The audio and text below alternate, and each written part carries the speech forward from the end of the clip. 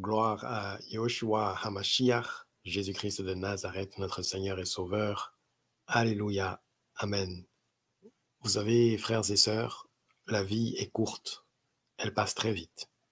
Et nous venons au monde, nous vivons un paquet d'expériences et ensuite, nous nous effaçons, nous quittons ce monde en silence. Nous sommes dans Jacques, chapitre 1. Nous allons lire les versets 9 à 11. Que le frère ou la sœur pauvre soit fier de ce que Dieu l'élève, et le riche de ce que Dieu l'abaisse. En effet, il passera comme la fleur des champs. Le soleil se lève, sa chaleur devient brûlante, et la plante se dessèche, sa fleur tombe, et toute sa beauté s'évanouit. Ainsi en est-il du riche, il disparaîtra au milieu de ses activités. Il est vrai qu'à prime abord, ce verset parle de la richesse et du fait que cette richesse n'est pas éternelle, qu'elle va passer avec les choses de ce monde. Mais on peut aussi comprendre, bien entendu, que cela traite de la vie aussi en général, par rapport à la force que l'on peut avoir quand on est jeune, ce qui s'assimile à la richesse que l'on peut avoir pour un temps, la force de la jeunesse. Ça aussi, la fleur de l'âge, c'est quelque chose de temporaire.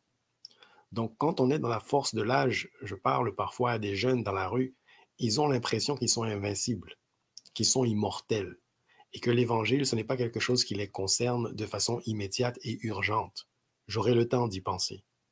Mais la vie est courte, elle passe très rapidement, et la force que l'on a aujourd'hui, ça devient rapidement la force que nous avions hier. Et donc, quand on regarde ces versets, on voit que la fleur des champs, elle passe. Ta richesse va passer, mais également ta jeunesse et la force de ta jeunesse. Le soleil va se lever, la chaleur va devenir brûlante et la plante se dessèche. Sa fleur tombe et toute sa beauté s'évanouit. Tout l'artifice, tout ce qui attrape l'œil, tout ce qui fait de toi quelqu'un de redoutable aux yeux du monde, tout ce qui fait de toi quelqu'un d'attirant aux yeux du monde, tout cela s'évanouit, se fane comme une fleur. Ainsi en est-il du riche. On pourrait aussi dire du jeune qui se croit fort. Il disparaîtra au milieu de ses activités. Alors il disparaîtra au milieu de ses passions, au milieu des passions de sa jeunesse qui vont devenir choses du passé. Alors toujours dans Jacques, nous allons au chapitre 4 maintenant, au verset 14. Savez-vous ce que demain vous réserve? Qu'est-ce que votre vie? Une brume légère, visible quelques instants et qui se dissipe bien vite. La vie passe très rapidement. Ce que nous vivons aujourd'hui, prenons le temps de nous en réjouir, parce que c'est un don du Seigneur. Mais il ne faut pas prendre pour acquis que cette vie que nous avons sur le plan terrestre ne va pas s'achever un jour. Et donc, il ne faut pas perdre de vue qu'il y a une fin à ce parcours terrestre. Heureusement pour ceux qui ont mis leur foi en Christ, ils ont la vie éternelle sur le plan spirituel. Mais cette chair-là, elle est forte un jour, mais elle va s'éteindre. Comme de l'herbe qui pousse le matin, mais qui, brûlée et consumée par les passions de la vie, à l'image du soleil, va se dessécher et dépérir, comme une fleur qui va se faner, après l'heure du midi, consumée par la chaleur. Alors, en ce qui a trait à la force de l'âge, on va aller voir dans Cantique des Cantiques, au chapitre 5, lorsque la femme sunamite parle du roi Salomon, pour voir et constater à quel point lorsqu'on est dans la fleur de l'âge, lorsqu'on est dans la force de sa vie, à quel point on peut être désirable aux yeux des autres et à quel point aussi le Seigneur nous donne physiquement à avoir une puissance qui va se dissiper avec le temps. Mais il y a un temps de gloire pour toute chose. Cantique des Cantiques, chapitre 5. On va au verset 8 pour voir ce que la Sunamite dit au sujet du roi Salomon, qu'elle recherche activement, que son cœur désire, qui est dans la fleur de l'âge, dans la force de sa puissance. Verset 8. Ô fille de Jérusalem, Oh, je vous en conjure, si vous le rencontrez, mon bien-aimé, qu'allez-vous donc lui dire? Que je suis malade d'amour. Verset 9. On pose la question à la femme sunamite. Qu'a donc ton bien-aimé de plus qu'un autre? Dis-le-nous donc, toi la plus belle parmi les femmes. Oui, qu'a-t-il donc ton bien-aimé de plus qu'un autre pour que tu nous conjures de façon si pressante? Verset 10. La description de Salomon au paroxysme de sa puissance, de sa force et de sa fougue. Mon bien-aimé a le teint clair et rose. On le distinguerait au milieu de 10 000. Sa tête est comme de l'or pur. Ses boucles sont flottantes et d'un noir de corbeau. Verset 12. Ses yeux sont des colombes sur le bord des cours d'eau. Il baigne dans du lait, reposant sur des coupes pleines dans un chaton de bagues. Ses joues ressemblent à un parterre d'aromates, exhalant leur parfum. Ses lèvres sont des lys, distillant de la myrrhe onctueuse, et ses mains des bracelets d'or incrustés de topaze. Son corps est d'ivoire poli, émaillé de saphir. Ses jambes sont semblables à des piliers de marbre sur des socles d'or pur. Son aspect est pareil à celui du Liban, et d'une beauté sans égale, comme les cèdres. Son palais est plein de douceur et toute sa personne est empreinte de charme. Tel est mon bien-aimé. Oui, tel est mon ami, ô filles de Jérusalem. Donc, vous voyez la description qui est faite ici de Salomon, roi, qui est au sommet de sa forme, de sa force dans sa jeunesse. Maintenant, par contraste, allons jeter un œil à David, son père, le père de Salomon, qui était devenu âgé et qui n'avait plus de force en lui. Rappelez-vous que David, c'est bien celui qui a remporté une grande victoire face à Goliath, un champion des terrains de guerre, des terrains de bataille, un champion, un grand guerrier. David l'a vaincu par la foi qu'il avait en son Élohim. Rappelez-vous de David, dont la chair a été excitée à la vue de Bathsheba, et donc qui a connu une période dans sa vie où les passions de la chair l'animaient, et qui a connu la fougue et les élans de sa jeunesse sur le plan charnel. Eh bien maintenant, regardons David à la fin de son parcours, parce que nous avons parlé de l'herbe, de la plante, qui se dresse le jour venu avec le soleil, mais qui est consumée. Et cette même herbe qui s'est dressée, cette même plante qui s'est dressée le matin, après l'heure du midi et la chaleur ardente, elle est fanée. Cette herbe dépérit, dessèche. Comme l'homme qui apparaît, qui vit ses passions de façon ardente, à l'image de la chaleur du soleil, et qui périt par la suite, consumé par ses passions, et qui dessèche, son corps périt. Nous sommes dans 1 Roi, chapitre 1, nous allons lire les versets 1 à 3. Nous parlons de David, qui a connu des moments forts dans sa vie, mais qui est arrivé à la fin de son pèlerinage. Et nous savons que son fils Salomon lui succédera. Alors, 1 Roi, chapitre 1, nous commençons au verset 1. Le roi David était très âgé. On avait beau l'envelopper de couvertures, il n'arrivait plus à se réchauffer. Ses familiers lui proposèrent de lui rechercher une jeune fille vierge qui soit à son service et le soigne. Elle dormira dans tes bras, lui dirent-ils. Ainsi, mon seigneur le roi se réchauffera. Verset 3. On chercha dans tout le territoire d'Israël une belle jeune fille, et l'on trouva Abishag, la Sunamite, que l'on fit venir auprès du roi. Verset 4. Cette jeune fille était vraiment très belle. Elle prit soin du roi et se mit à son service. Mais le roi n'eut pas de relation conjugale avec elle. Et donc, on assiste ici à une scène remplie d'une certaine tristesse. C'est-à-dire que cet homme qui a connu tant de victoires, tant de gloire, un roi qui a été assis sur son trône, se trouve maintenant réduit à une situation d'impuissance. La vie qui animait cet homme est en train de le quitter sur le plan physique. Et ça, frères et sœurs, c'est pour nous rappeler qu'en fait, nous ne sommes rien. Nous avons été tirés de la poussière et nous retournons à la poussière. Et David est en train de comprendre ce que cela veut dire lorsque la parole nous enseigne que les jours mauvais viendront, c'est-à-dire ces jours où la faiblesse de la chair nous gagnera. Nous sommes dans Ecclésiaste chapitre 12 au verset 1. « Et tiens compte de ton Créateur au temps de ta jeunesse, avant que t'adviennent les jours mauvais, et avant que viennent les années dont tu te diras, je n'y prends pas plaisir. » La parole nous dit également que le jour de la mort, nul n'a le pouvoir de retenir l'esprit. Ecclésiaste chapitre 12.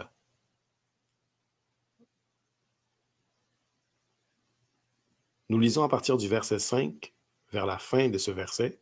« Et ainsi s'en va l'homme vers la demeure qui l'attend dans les ténèbres, et déjà les pleureuses s'assemblent dans les rues. » Verset 6. « Oui, tiens compte de lui avant que se rompe le fil d'argent, que se brise la coupe d'or, que la jarre à la fontaine se casse, que la poulie se brise et tombe dans le puits. Tiens compte de lui, de ton Créateur, pendant que tu es encore jeune, afin qu'il te guide dans tes voies et qu'avec la force de ta jeunesse, tu puisses le servir. Car il vient un temps où tu connaîtras la faiblesse.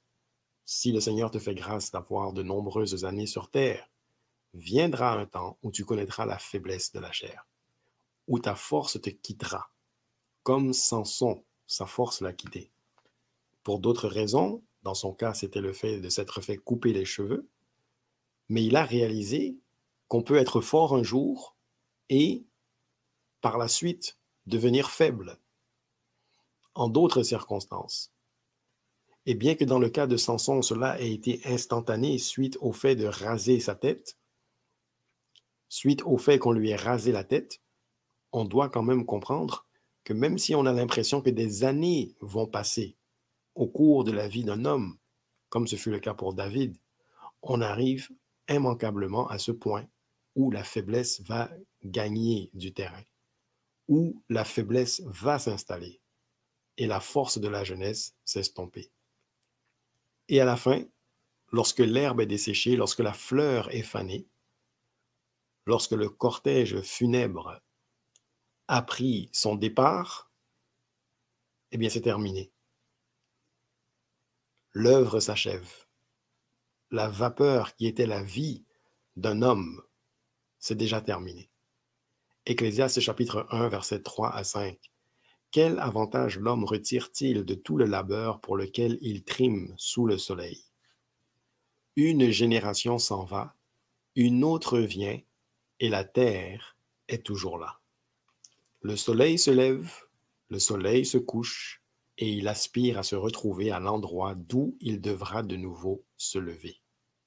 Alors les choses continuent en cycle, et la nature est autonome. Elle n'a pas besoin de l'assistance de l'homme pour continuer à fonctionner, pour que les éléments continuent à jouer leur rôle, pour que chaque acteur de la création exécute son ministère tel que le Seigneur l'a assigné. Le soleil se lève, le soleil se couche, et il aspire à se retrouver à l'endroit d'où il devra de nouveau se lever. Alors, revenons maintenant à Jacques, chapitre 1, au verset 9 où nous avions commencé. Que le frère ou la sœur pauvre soit fier de ce que Dieu l'élève, et le riche de ce que Dieu l'abaisse. En effet, il passera comme la fleur des champs. Le soleil se lève, sa chaleur devient brûlante, et la plante se dessèche, sa fleur tombe, et toute sa beauté s'évanouit.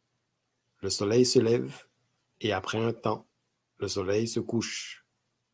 Il part à l'horizon, et sa chaleur brûle pour un temps. Et le feu de la passion, la beauté, la force de la jeunesse, toutes ces choses se dissipent, et la plante se dessèche, la fleur tombe, et toute sa beauté s'évanouit. Et ceci parce que notre vie est une brume légère visible quelques instants et qui se dissipe bien vite. Et dans Cantique des Cantiques, chapitre 5, on a pu voir à partir du verset 12 la description fort éloquente, la description fort flatteuse, qui pouvait rendre gloire à Salomon dans le temps de sa jeunesse, le fils de David, Salomon. On peut même lire que son corps est d'ivoire poli, émaillé de saphir. On peut lire que ses jambes sont semblables à des piliers de marbre sur des socles d'or pur, que son aspect est d'une beauté sans égale. Donc Salomon, à l'image d'un homme dans la force de l'âge, a pu recevoir des acclamations. Tout comme son père David d'ailleurs. Dans 1 Samuel chapitre 18 verset 7, au sujet de David, on a acclamé son nom un jour. Verset 7, elle chantait en chœur alterné, tout en dansant. Saül a vaincu des milliers et David, ces dizaines de milliers. Après les grandes victoires qu'il a connues, David s'est fait acclamer. On l'a mis sur un piédestal. Mais à la fin, David n'avait plus de force, mes frères et sœurs. Nous sommes éphémères et nous ne devons jamais perdre cela de vue. Et la jeunesse qui se croit invincible, indomptable, pleine de puissance et consumée par les passions de la chair, doit prendre acte de cette réalité qui nous concerne tous, car le jour de la mort, personne n'a la force pour retenir l'esprit. 1 Roi chapitre 1, verset 1. Le roi David était très âgé. On avait beau l'envelopper de couvertures, il n'arrivait plus à se réchauffer. Ses familiers lui proposèrent de lui rechercher une jeune fille vierge qui soit à son service et le soigne. Elle dormira dans tes bras, lui dirent-ils, ainsi mon seigneur le roi se réchauffera. Verset 3. On chercha dans tout le territoire d'Israël une belle jeune fille et l'on trouva Abishag, la Sunamite, que l'on fit venir auprès du roi. Cette jeune fille était vraiment très belle. Elle prit soin du roi et se mit à son service. Mais le roi n'eut pas de relation conjugale avec elle. La force de la jeunesse dissipée, l'impuissance a pris place, la faiblesse de la chair. Seigneur, dis-moi le nombre de mes jours, afin que je sache à quel point je suis faible, à quel point ma vie est éphémère. Psaume 39, verset 5. Ô Éternel, fais-moi savoir quand finira ma vie. Quel est le nombre de mes jours, afin que je sache à quel point ma vie est éphémère. Toujours dans Psaume 90, verset 12. Ô, apprends-nous à bien compter nos jours, afin que notre cœur acquiert la sagesse. À bien compter nos jours, qui sont finis sur terre. Ecclésiaste chapitre 8, verset 8. Personne n'est maître de son souffle de vie. Personne ne peut le retenir. Personne n'a de pouvoir sur le jour de sa mort. Il n'y a pas de trêve dans la lutte pour survivre, et ce n'est pas la méchanceté qui sauvera celui qui s'y livre. Personne n'a de pouvoir sur le jour de sa mort. Personne ne peut retenir l'esprit ce jour-là. Le souffle de vie. Savez-vous ce que demain vous réserve? Qu'est-ce que votre vie? Mettons nos vies en règle, frères et sœurs. Et toi qui ne connais pas encore le Seigneur, crie à lui de ton cœur. Il va te répondre personnellement. Parle-lui dans ta chambre, invoque-le. Il est vivant et il te parlera. Parce que tu dois te rappeler que la force que tu as n'est pas éternelle. Tiens compte de ton Créateur au temps de ta jeunesse. Avant que t'adviennent les jours mauvais. et avant que viennent les années dont tu te diras, je n'y prends pas plaisir, parce que ta jeunesse s'est envolée, parce que ta force t'a quitté, parce que ta puissance t'a quitté, et que tu comprends que tu n'es pas immortel ni invincible. Lorsque la chaleur brûlante du soleil t'a consumé. Alors nous terminons avec ces paroles qui résument ce que nous avons constaté et appris aujourd'hui. Ecclésiaste chapitre 11, verset 9. Jeune homme, réjouis-toi au cours de tes jeunes années, et que ton cœur se fasse du bien pendant ta jeunesse. Marche sur les chemins où tu voudras aller, et va vers ce que tu désires, en sachant que pour tout cela, Dieu te fera venir en jugement. Ecclésiaste chapitre 12, verset 13. Voici la conclusion de ce discours. Maintenant que tout a été entendu, crains Dieu et obéis à ses commandements, car cela vaut pour tout homme. Que tu sois le plus sage comme Salomon, que tu puisses avoir fait l'objet de l'admiration des hommes, que tu puisses avoir été un roi comme David, selon le cœur du Seigneur. Tu auras un commencement, tu auras une fin sur terre.